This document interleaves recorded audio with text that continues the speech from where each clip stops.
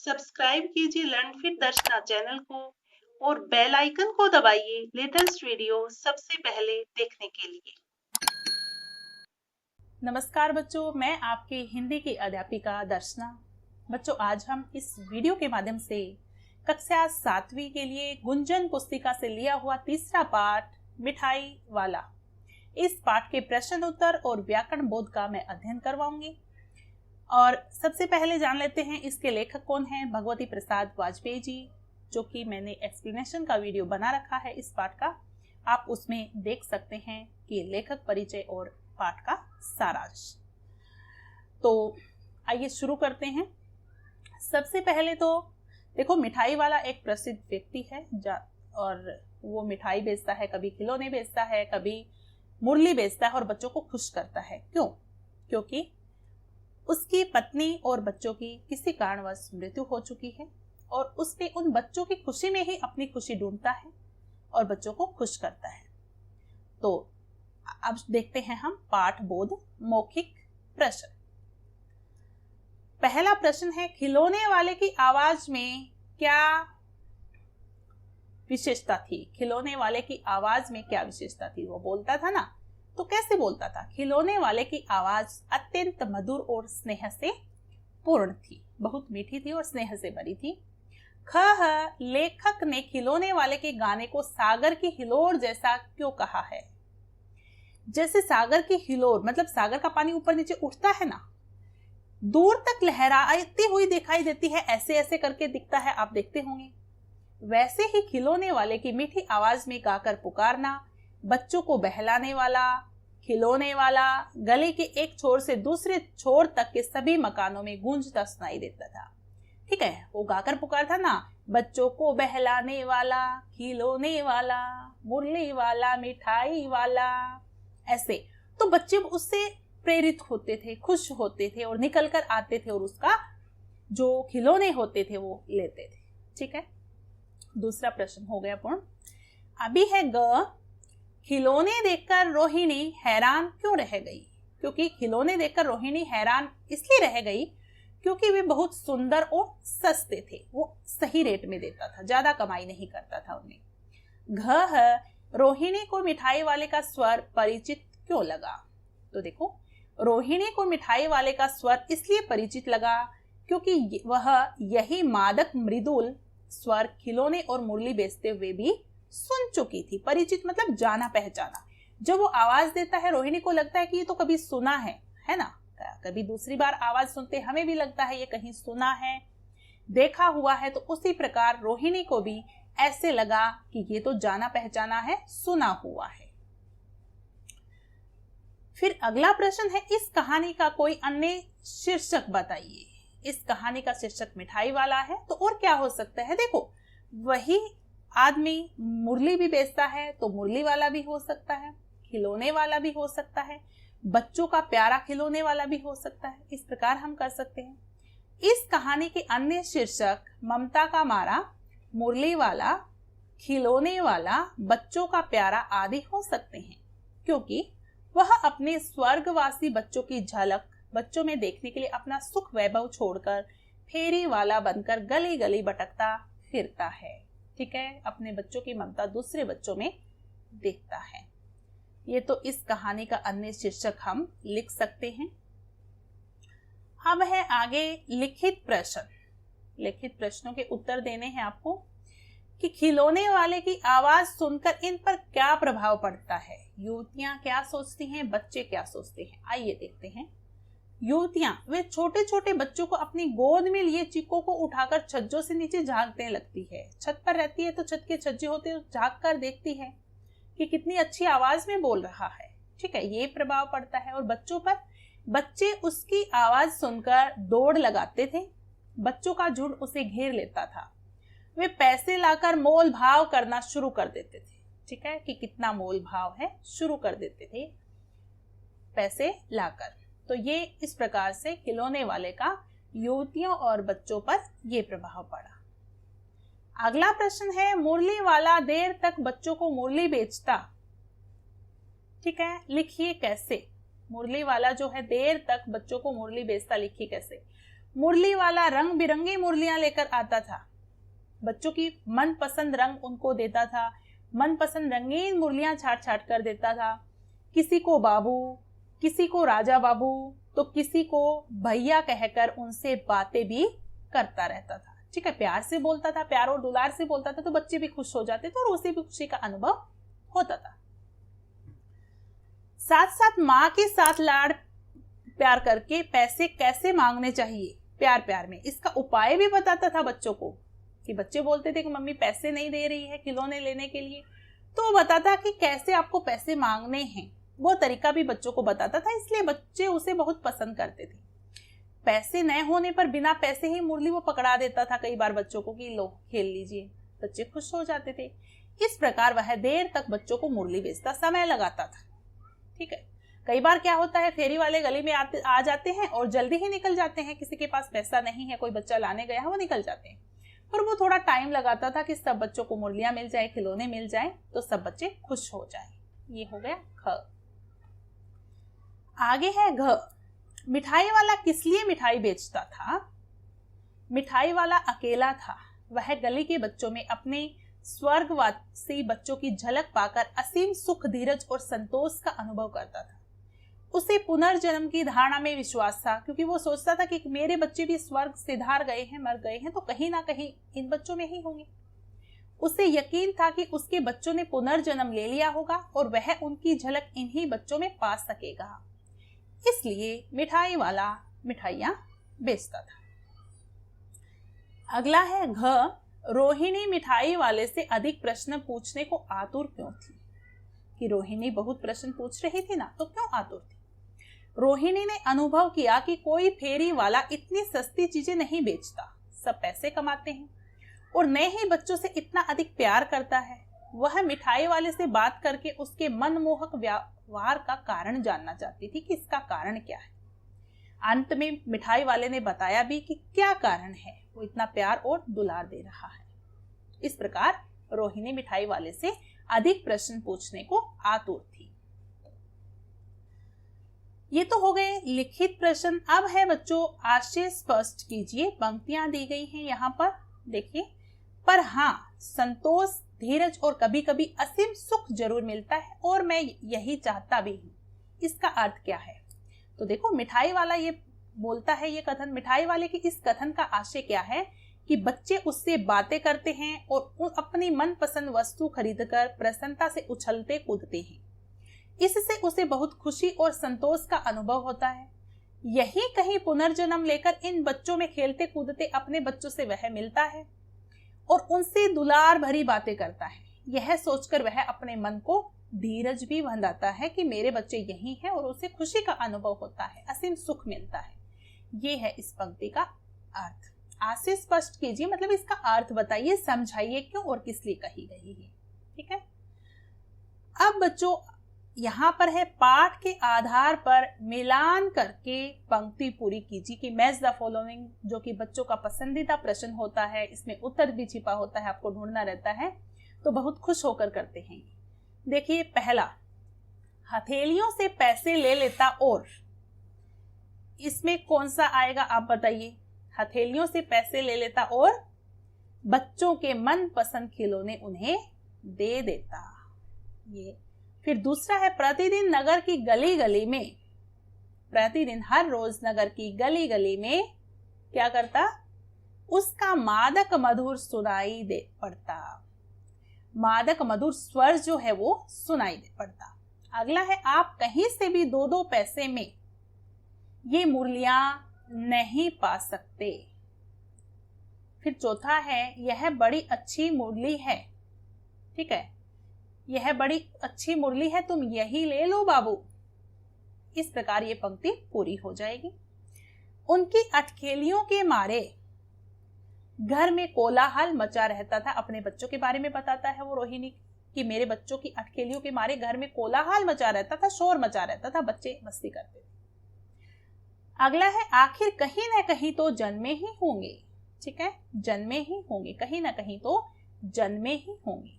इस प्रकार ये पंक्ति पूर्ण हो जाएगी। ये हो गया पाठ के आधार पर मिलान करके पंक्ति पूरी कीजिए। बच्चों, अब है सही विकल्प चुनकर सही का निशान लगाइए। तो क, बच्चे खिलौने वाले को देखकर क्या करते थे? उसका गाना सुनते थे, घर के भीतर चले जाते थे, माँ की गोद में चढ़ जाते थे, या माँ से खिलौने खरीदने की जिद करते थे। आप सभी को पता है इस प्रश्न का उत्तर आएगा माँ से खिलौने खरीदने की जिद करते थे। ख है, मिठाई वाले ने अपने बच्चों की तुलना किसके साथ की है? हिरन के बच्चों के साथ, शावकों के बच्चों के साथ, रंगीन मोतियों के साथ, सोने के सजीव खिलौनों के साथ। तो बच्चों ये है सोने के सजीव खिलौने के साथ अपने बच्चों की तुलना उन्होंने की है। ग है, मिठाई वाले की आंखें आंसुओं से तर हो गई थी क्योंकि उसका नुकसान हो गया था, उसे अपने बच्चों की याद आ गई थी, उसकी मिठाइयां न बिकी थी, या फिर बच्चे उसके पास नहीं आए थे। तो बच्चों इसका उत्तर होगा उसे अपने बच्चों की याद आ गई थी जब रोहिणी की वो अपने बच्चों के बारे में बात बता रहा था। सही विकल्प चुनकर सही का निशान लगाइए। पूर्ण हो चुका है। अभी आगे है मूल्य परक प्रश्न। देखिए, क्या आप इस कथन से सहमत है कि संवेदनशील ही मानवता का पालन कर सकता है? तो अपने विचार आपको बताने हैं इसके ऊपर। तो बच्चों क्या होता है कि दूसरों के दुख के समान अनुभूति, कि दूसरों का अगर दुख है और हमें पता चलता है तो हमें भी दुख का अनुभव होता है, वो क्या होती है? संवेदनशीलता। कोई अपना दुख बताता है, कोई अपने कष्ट बताता है, तो दुख हमें भी अनुभव होता है, तो वो संवेदनशीलता होती है। ठीक है। संवेदनशील व्यक्ति दूसरों के दुख में उसी पीड़ा का अनुभव करता है जैसी अनुभूति उसे अपने कष्ट में होती है। उसे कि ऐसा मेरे साथ हुआ होता तो भी बहुत बुरा होता है ना। उसकी संवेदनशीलता उसे दूसरों के दुख दर्द दूर करने को प्रेरित भी करती है कि इसका दुख दूर हो जाए, इसलिए वह उनका कष्ट दूर किए बिना चैन से भी नहीं बैठता। ठीक है। उसे समझाने की कोशिश करते हैं, जितनी मदद कर सकते उतनी मदद करने की कोशिश करते हैं। उसका यह स्वभाव और आचरण उसे सहज ही मानवता का अभ्यस्त बना देता है। अतः यह सत्य है कि संवेदनशील व्यक्ति ही मानवता का पालन कर सकता है। अगर संवेदनशील नहीं होंगे तो हम अपने समाज के प्रति किस प्रकार उनको जान पाएंगे और किस प्रकार उनके दुख और दर्द दूर कर पाएंगे। हमें सबसे पहले संवेदनशील होने की आवश्यकता है, तभी तो हम एक दूसरे के सुख दुख का अनुभव कर पाएंगे। ठीक है। तो ये सही है ये कथन कि संवेदनशील ही मानवता का पालन कर सकता है। ये तो हो गया मूल्य परक प्रश्न। अब बच्चों हम करेंगे व्याकरण इस पाठ की भाषा ज्ञान। कि नीचे लिखे शब्दों के विलोम शब्द लिखिए। विलोम शब्द आपको बहुत आसानी से आ जाते हैं। सस्ती, सस्ती का क्या होगा? महंगी, गुण, दोष, पसंद, नापसंद, मधुर, कटु, निर्जीव, सजीव, विचित्र, सामान्य, संतोष, असंतोष, लायक, नालायक। इस प्रकार से ये हो गए विलोम शब्द जो कि आपको याद करने हैं, लिखने भी हैं। अभी दूसरा प्रश्न हम करेंगे, प्रत्यय जोड़कर 5 शब्द बनाइए। दार प्रत्यय, प्रत्यय हमेशा शब्द के पीछे लगता है, आप सभी को पता है। तो देखिए यहाँ पर मसाले के पीछे प्रत्यय लगाएंगे। दार मसालेदार, रोएदार, समझदार, दुकानदार, मजेदार। ठीक है। इस प्रकार से बहुत से शब्द हम बना सकते हैं। अब इत प्रत्यय वाले 5 शब्द लिखने हैं आपको, तो बहुत आसान है। मोहित, लिखित, पठित, चित्रित, पुष्पित, विकसित। इस प्रकार से बहुत शब्द भी ये बना सकते हैं।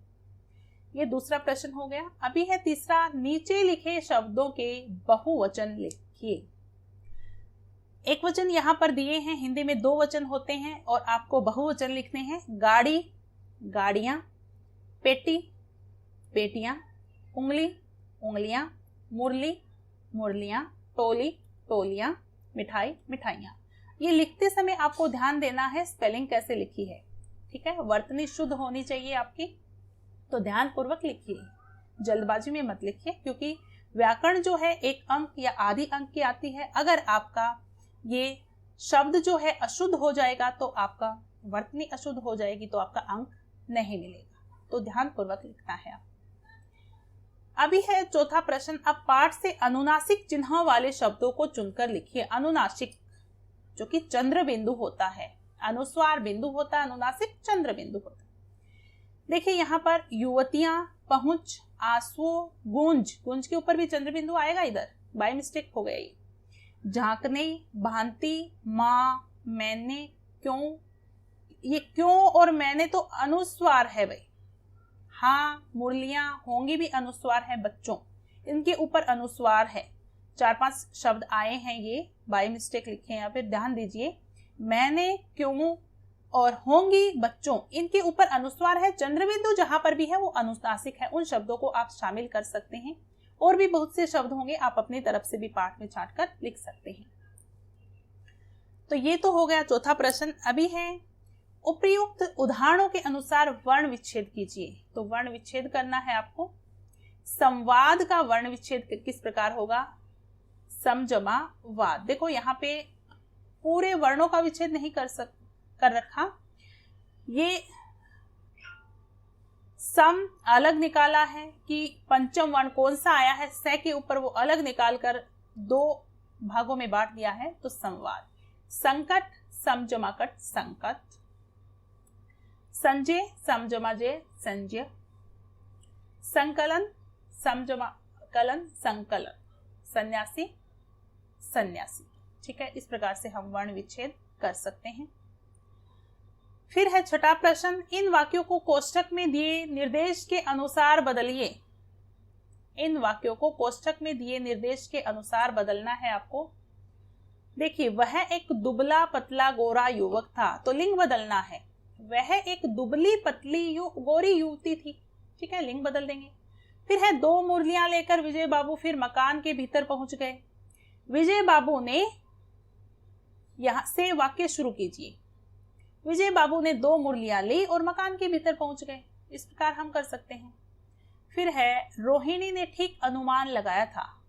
रोहिणी का से वाक्य शुरू करना है, तो रोहिणी का अनुमान ठीक था, ऐसे लिख सकते हैं हम। फिर है बच्चा खिलौना लेने में मचल रहा था, तो बच्चे खिलौने लेने को मचल रहे थे, बहुवचन में हमने बदला है। सब मिठाइयां खरीद रहे थे, प्रेरणार्थक क्रिया, सब मिठाइयां खरीदवा रहे थे, किसी को प्रेरणा देकर काम करवाया जाता है, वो प्रेरणार्थक क्रिया होती है। तो सब मिठाइयां खरीदवा रहे थे। ये हो जाएगा छठा प्रश्न हमारा पूर्ण। उसके बाद हम करेंगे 7वां। निम्नलिखित शब्दों में से विशेषण विशेष्य अलग अलग करके लिखने हैं। ठीक है, विशेषण अलग छांटना है और विशेष्य अलग। मीठे स्वर, देखो सबसे पहले हम जान लेते हैं, वैसे तो विशेषण की वीडियो भी मैंने डाल रखी है, बहुत बार आपको क्लास में भी समझाया है, पर यहाँ पर विशेषण क्या होता है और विशेष्य क्या होता है।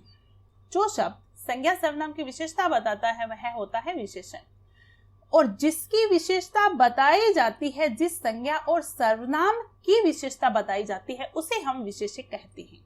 उदाहरण दिया है यहाँ पर मीठे स्वर। मीठे क्या है? विशेषता बताई है, विशेषण है। स्वर क्या है? विशेष्य, क्योंकि स्वर की विशेषता बताई है, वो कैसा है, कटु है, मीठा है, कड़वा है, इस प्रकार। तो यहाँ पर मीठे क्या हो गया? विशेषण। स्वर क्या हो गया? विशेष्य। अधूरे विशेषण, वाक्य विशेष्य। छोटे छोटे विशेषण, बच्चे विशेष्य। नन्ही नन्ही विशेषण हो गया विशेष्य, उंगलियां। दुबला पतला गोरा विशेषण है, युवक की विशेषता बताई है, विशेष्य युवक। खट्टे विशेषण है, फल विशेष्य। गरम विशेषण है, दूध विशेष्य। सुंदर रंग बिरंगे विशेषण हो गया, और पक्षी क्या है? विशेष्य हो गया। तो ये 7वां प्रश्न भी हमारा पूर्ण हो चुका है। अभी देखिए 8वां प्रश्न। दिए गए संबंध बोधक शब्दों को सही स्थान में भरिए। दिए गए संबंध बोधक शब्दों को सही स्थान में भरना है। तो देखते हैं कौन से शब्द हैं। कि घर के डैश मुरली वाला जा रहा था, बाहर या आगे, घर के आगे। ठीक है, तो के दिया है, यहाँ पर के का 2 बार प्रयोग नहीं करें। घर के आगे मुरली वाला जा रहा था। फिर है मुरली वाले के बारे में समाचार फैल गया कि मुरली वाला आया है। ठीक है, फिर वे मकान के भीतर चले गए। उसके बाद तुम्हारी माँ के पास पैसे नहीं हैं। ठीक है, तुम्हारी माँ के पास पैसे नहीं हैं। संबंध बोधक की एक शब्द का दूसरे शब्द के साथ संबंध बताकर वाक्य में प्रयोग करते हैं, वो होते हैं संबंध बोधक शब्द। जैसे के आगे, के सामने, के बारे में, के भीतर, के पास। तो ये हमारा 8वां प्रश्न भी पूर्ण हो चुका है।